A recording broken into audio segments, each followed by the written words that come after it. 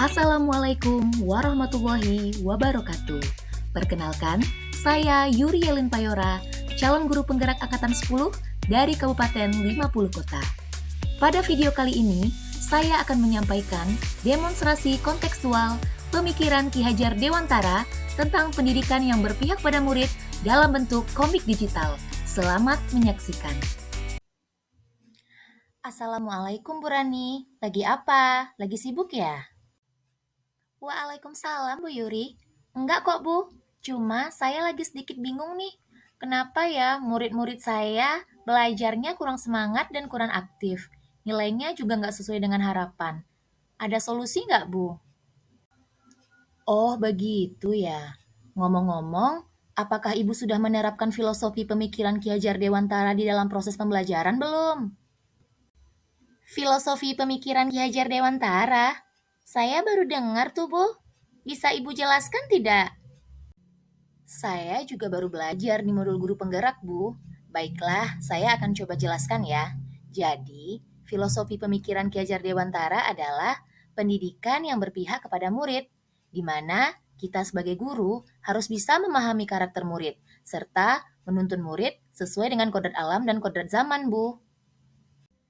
Kodrat alam dan kodrat zaman itu artinya apa ya, Bu? Kodrat alam adalah hakikat alami yang dimiliki oleh setiap individu, sedangkan kodrat zaman adalah keadaan dan tuntutan zaman di mana kita hidup. Terus, apa hubungannya dengan cara kita menuntun anak, Bu? Ya ada dong, Bu. Menurut Ki Hajar Dewantara, sebagai pendidik, kita harus menghormati kodrat alam setiap anak, yaitu potensi dan bakat yang dimilikinya. Dan juga kita harus membimbing mereka agar bisa menghadapi tuntutan zaman dengan bijaksana. Oh, jadi begitu ya, Bu.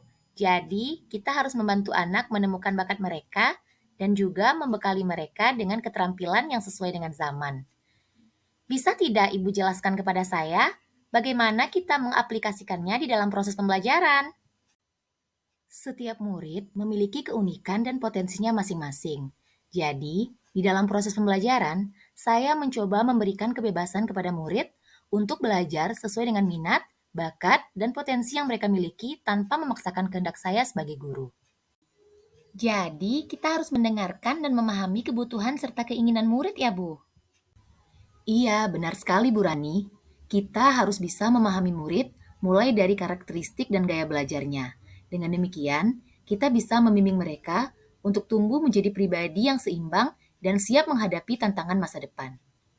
Dalam menuntun murid agar bisa menjadi manusia yang sesuai dengan kodratnya, kita pun perlu memberikan pembelajaran yang kekinian tanpa menghilangkan nilai-nilai leluhur budaya kita.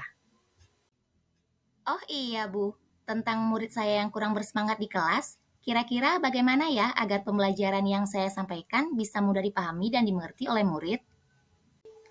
Saya biasanya di awal akan mengelompokkan murid sesuai dengan cara belajar mereka masing-masing, Bu.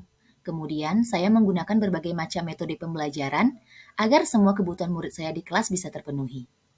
Kita bisa mengibaratkan pendidikan seperti planet-planet dalam tata surya. Setiap planet memiliki jalur orbitnya masing-masing. Ada yang cepat berputar mengelilingi orbit, ada pula yang lambat. Begitu pula dengan murid yang memiliki kemampuan dan caranya sendiri dalam belajar. Apakah ada cara lain yang Ibu lakukan di kelas selain mengelompokkan anak berdasarkan gaya belajarnya, Bu? Dalam pembelajaran, saya ingin murid saya bisa belajar dengan perasaan senang dan bahagia. Beberapa hal yang saya lakukan adalah dengan menggunakan media pembelajaran yang menarik, seperti menggunakan IT, menampilkan video pembelajaran yang menarik, menyisipkan ice breaking, juga membuat games pembelajaran yang berhubungan dengan materi agar murid tidak merasa bosan. Oh, begitu ya, Bu. Baiklah, saya akan coba terapkan juga di kelas saya. Namun, apakah ada tantangan yang Ibu temui selama Ibu menerapkan pembelajaran tersebut? Tantangan tentu saja ada, Bu. Terkadang masih ada murid yang kurang aktif dan kurang bisa mengontrol dirinya saat pembelajaran berlangsung. Wah, saya juga demikian, Bu. Memang penanaman budi pekerti menjadi PR besar kita untuk menanamkan karakter yang baik kepada murid. Iya, saya juga setuju, Bu. Oleh sebab itu, pendidikan budi pekerti harus menjadi tanggung jawab kita semua. Kita perlu berkolaborasi dengan orang tua murid dalam membentuk budi pekerti dan karakter yang baik untuk murid. Ki Hajar Dewantara menjelaskan bahwa keluarga adalah tempat yang paling utama dan yang paling baik dalam melatih pendidikan sosial dan karakter bagi seorang anak. Keluarga merupakan tempat bersemainya pendidikan yang sempurna bagi anak untuk melatih kecerdasan budi pekertinya. Wah, terima kasih banyak ya, Bu. Saya mendapatkan banyak pembelajaran dari diskusi kita hari ini. Saya sekarang paham bahwa sebagai pendidik kita harus menuntun murid sesuai kodratnya.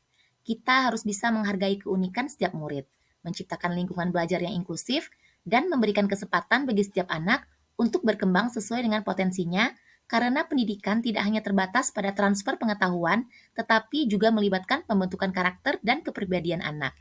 Nanti saya juga akan mencoba menerapkan pembelajaran seperti yang sudah Ibu jelaskan. Iya, sama-sama Bu. Itulah pentingnya kita berkolaborasi dan juga sering sharing. Semoga bermanfaat diskusi kita hari ini ya Bu. Oh iya Bu, saya mau ke kantin. Ibu mau ikut nggak? Iya Bu. Oke Bu, saya mau ikut ke kantin juga.